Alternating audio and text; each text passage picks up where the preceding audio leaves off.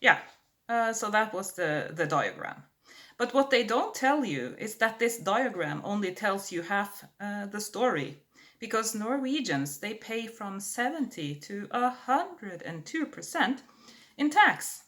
To be nice, let's say that the working class, they pay 35% tax on income, okay? And of course, there are extra taxes and fees on everything, um, like food. You know, Norwegians, they spend 12% of their household income on food, as the cake diagram showed. And the government makes up to 25% in tax on that particular part of the economy. 25% in tax just for, selling food. Now, like every other country in the world, we also have a black market. Crime. Okay. Criminals. And I don't know the size of that market, but it's illegal drugs, it's illegal alcohol, and it's illegal prostitution, and of course illegal gambling and political bribes. And what the Godfather movie taught us is that there's a lot of money to be made in political bribes, carrying the politicians in your pocket. So let's just say that taxes are 30% and the illegal market is 30%. Then the figure that we looked at, it only shows 40% of what people spend their money on, right? For it is a shame to even speak of what's done in darkness by these guys, okay?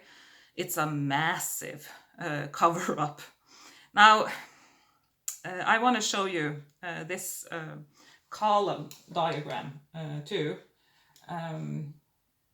Just real quick.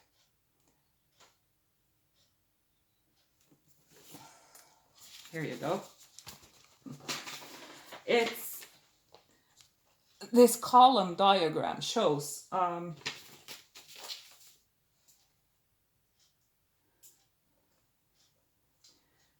how food prices have dropped in Norway over the last 50 years, okay?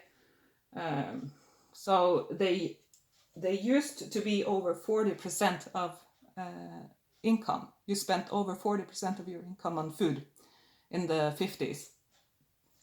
But now it's only 12% on food, okay? So think about that when you complain about egg prices, okay? I'm just saying, maybe housing should be a bigger complaint, and certainly taxes, and of course, crime. So,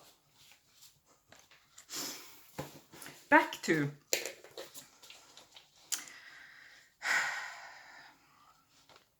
the taxes of 102%. I'm putting up a link down below to Astrid Lindgren. Now, she's a socialist, but, well, she was a socialist, but also she was a self-employed author. And she paid 102% in tax on her income in Sweden. For every book she sold, she lost money, okay? For every book she sold, she lost money.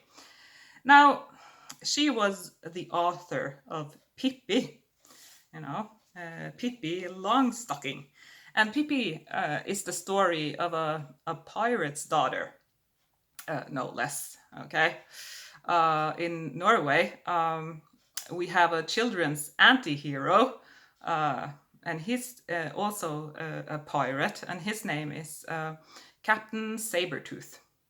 And Captain Sabertooth, I mean, he is the king of the ocean, the king of chaos, King Chaos, if you will. And of course, Pippi, a pirate's daughter, this is not a daughter of God, okay? This is a daughter of man, a subhuman. Now, I may have to flee California, calling Pippi a subhuman. Yeah. Now, these people, the pirates, they won't tax you, okay? They will rob you. because the dream of gold is all that they have. It's